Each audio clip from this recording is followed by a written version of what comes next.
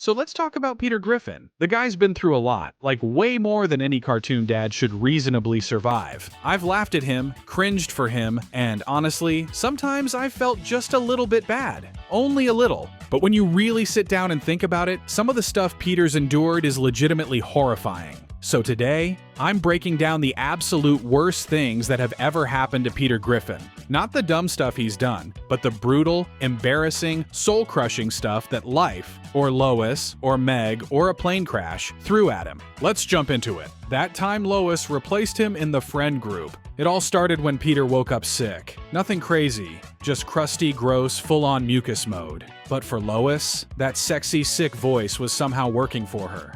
Lois, I ain't feeling good. You don't sound like yourself.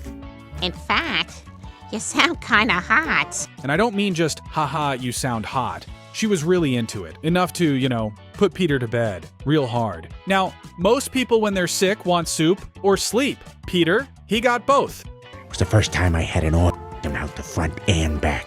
Plus a little extra. But here's the twist. Once Peter got better, his regular voice came back, and Lois was instantly over it. Good morning, Lois. How's it going, Brian?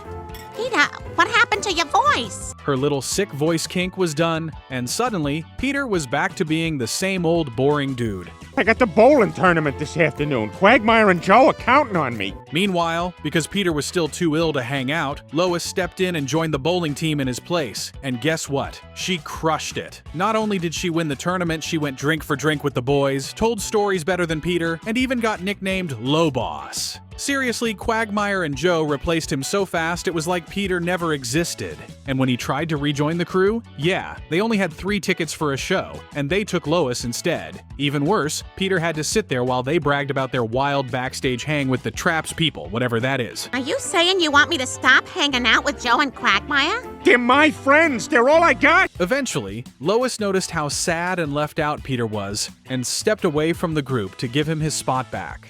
Real sweet. But let's not forget, she dominated that squad, and if she ever wanted to, she could absolutely take Peter's place again without missing a beat. When he turned into a wild man in the woods. So remember that trip to Canada Peter took with the guys? Oh my God, Joe, there's a man on the wing. Peter, there's no man on the wing. There is, I saw him. You know, the one where they definitely weren't going to see the sights, but instead were heading to strip clubs? Well, things went sideways when Peter stepped out onto the wing of the plane, just casually, like it was a porch, and caused the entire plane to crash into the woods. At first, it was survival mode. No food, no water, no shelter. This is not good. No one knows we're out here and we got no food or water. Peter even set traps, though full disclosure, I'm not sure how helpful those traps were. I think he might have just scared Quagmire into not peeing in a certain direction. Eventually, Peter wandered off to find help because he had the only working legs, and he didn't come back for 2 months. By the time they found him, Peter had gone full wild man mode.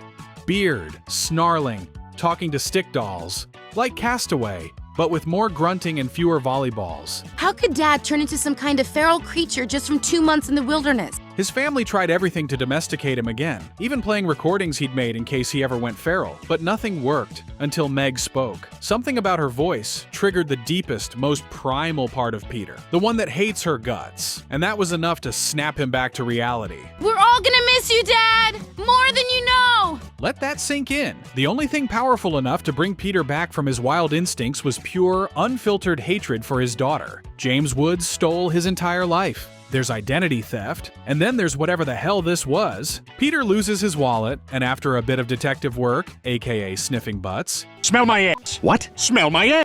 It's where I keep my wallet. Get the scent and then find the guy that smells like me. he discovers the thief is James Woods.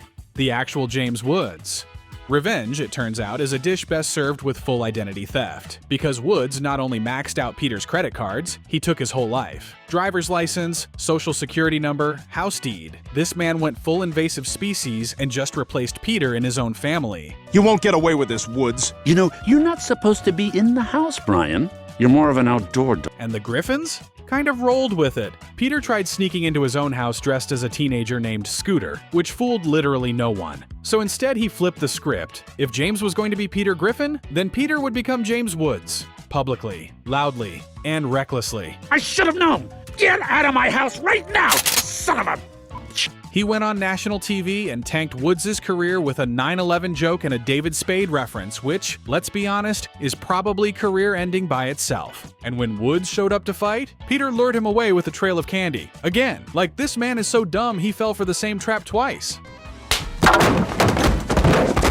Okay, Brian, next time let's remember this right away because he's done this twice. So yeah, Peter got his life back, but not before being fully erased from his own home, family, and legal identity. Not ideal. He went blind from eating nickels. You ever feel useless around your overachieving friends? Peter did. Mort bowled a perfect game, Quagmire got the key to the city, Joe arrested someone, and Peter, well, he ate 100 nickels. I am gonna eat more nickels than anyone has ever eaten before. Yes, that's what he decided his legacy would be. His goal was to break a record. Any record. So he chose most nickels eaten by a human, which I'm pretty sure no one's even attempted, and for good reason. Anyway, Peter downed so much metal, he literally poisoned himself with nickel. Oh my God, Lois! I can't see! And the side effect?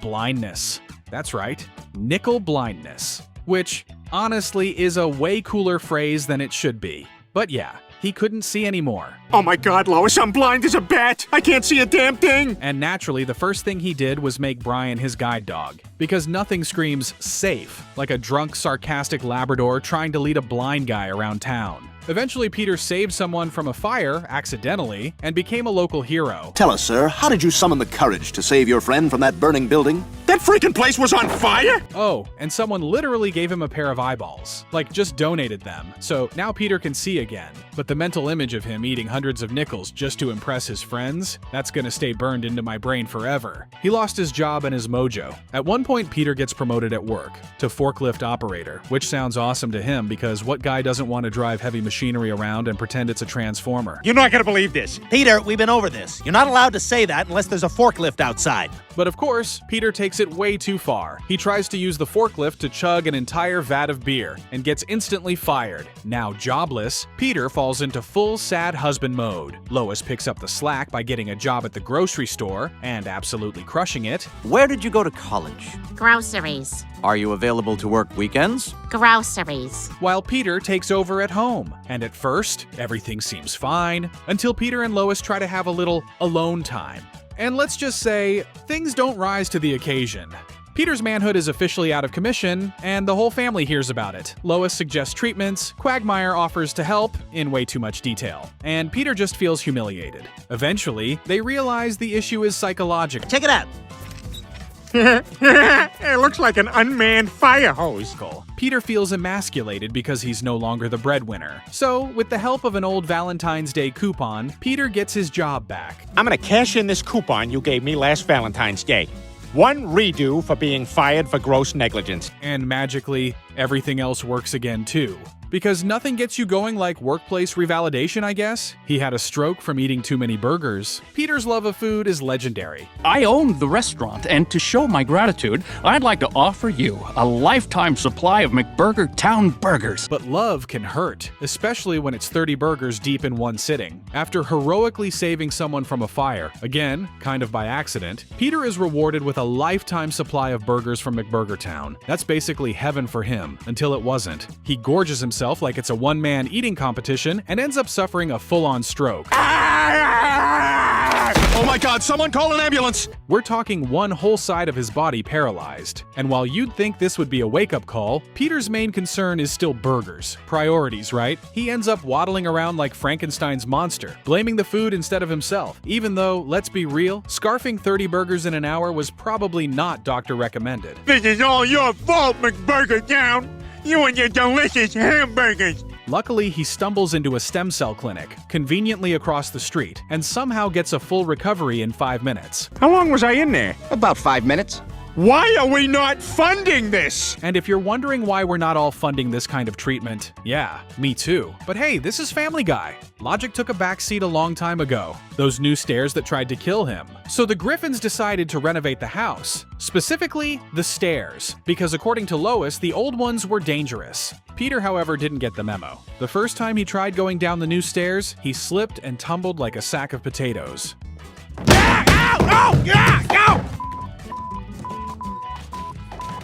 Not once, not twice, but constantly. Every time he tried, it was like the stairs were actively trying to murder him. At one point, he even wore a bubble suit made of pillows just to survive the trip. Eventually, he gave up completely and just started living upstairs. Microwaving food in bed, which is horrifying and genius in equal parts. In the end, Lois reinstalled the old stairs, because if Peter's going to injure himself, it might as well be from something familiar. Yay! I love my old stairs! Plus, splinters beat broken necks, I guess. He lost his alpha status to Brian's butt. Sometimes Peter crosses a line, and that line is usually located somewhere around Brian's butt. When Brian needed to take meds, the only option was suppositories, and Peter, being Peter, decided he would do it. Brian said no. Peter insisted. It ended with a bite. A vicious, status-shifting bite. Suddenly, Peter wasn't the alpha of the house anymore. Brian was. He took Peter's chair, his breakfast, and even forced him to fetch things. Get out of that chair. Leave the eggs. But this is my breakfast. Peter, now the beta, had no choice but to take Brian to obedience school, which worked a little too well. Brian came back completely submissive, tail between his legs, ready to be Peter's servant. Sir, if it takes the rest of my life, I will repay you. But instead of restoring the friendship, it just felt wrong. Brian lost his edge, and Peter realized he didn't want a pet. He wanted a friend. So he tried to give him the pill again. In the butt, again. Brian bit him again, and just like that, balance was restored. Ah, damn it! What the hell, Peter? Peter, I want things back the way they were too. That's what I want. Don't ask me how. Just know that 2 bites later, they were back to being bros. A little scarred, but bros, when Liam Neeson turned him into a manservant. Peter once claimed he could beat up Liam Neeson. And because this is Family Guy, that led to a road trip, a public humiliation, and eventually, servitude. Are you the guy who's been looking for Liam Neeson? I am. Do you mind if we ask what for? Yeah, I was hoping to inflict violence upon him. After trying and failing to pick a fight with Neeson, Peter got scared and offered to be his manservant instead. Like, full-time. Like, answering fan tweets and going to jury duty for him kind of servitude. The most humiliating moment? Liam made Peter go to a gym and ask to be peed on. Yeah, that happened. So what I need you to do is to go to a local gym and ask men to pee in your hands. Eventually, Peter confessed everything to his friends and tried to back out of the arrangement, which led to Neeson backhanding him and unleashing an absolute beatdown. Peter got destroyed, like he didn't even land a single punch, but hey, at least he kept his word.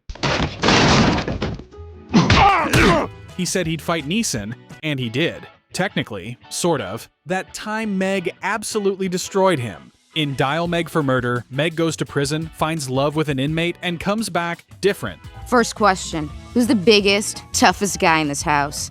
Well, I don't like to toot my own horn, but I believe I... Like, runs the house through fear different. The moment she got home, she knocked Peter's teeth out, punched Chris, and took full control of the Griffin household. Peter, terrified, became her lackey. Even in the shower, he wasn't safe. The loofah scene? I still can't unsee it. What are you doing with that loofah? Don't worry about it. Ah! You told me not to worry about it! And when the family tried to impress her just to stay on her good side, Peter straight up said he'd punch a baby if she wanted. He did punch the baby. Meg said, good. She eventually chilled out and went back to being ignored, but Peter got a full taste of what Meg's rage could look like, and it was bloody. Smoking himself into a wrinkled, translucent crypt keeper. Peter started smoking because he noticed smokers got more breaks at work, and since he's always trying to avoid responsibility, he lit up. It spiraled fast. Soon, he was addicted, jittery, Peter, what are you doing down there?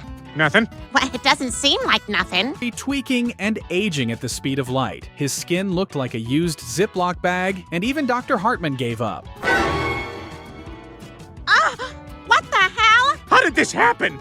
It's from smoking. Not that bad. The Stop Smoking Clinic offered him a job as a spokesperson, but only if he kept smoking, because apparently terrifying people out of smoking is more effective than showing success stories. I'm sorry to tell you this, but we no longer need your services. Wait, what? Eventually, he got fired from that too. Even in sickness, Peter can't hold down a job. And the damage to his body? Permanent? The message? Don't smoke. Well, I finally quit smoking and I'm ready to go back to normal. Unless you want to end up looking like a knockoff Voldemort with a Boston accent. During a weird 1984-themed headbanging session, Peter crashes into a wall and ends up in a coma. And not just a light, oh, he'll wake up in an hour coma. We're talking full vegetative state, tubes everywhere, machines beeping, the whole dramatic setup. I'm sorry, Mrs. Griffin, but your husband is in a coma. The doctors tell the family to gather around and share positive memories so Peter can hear them and maybe, just maybe, wake up. You know, pull him back from the brink with the power of love and nostalgia.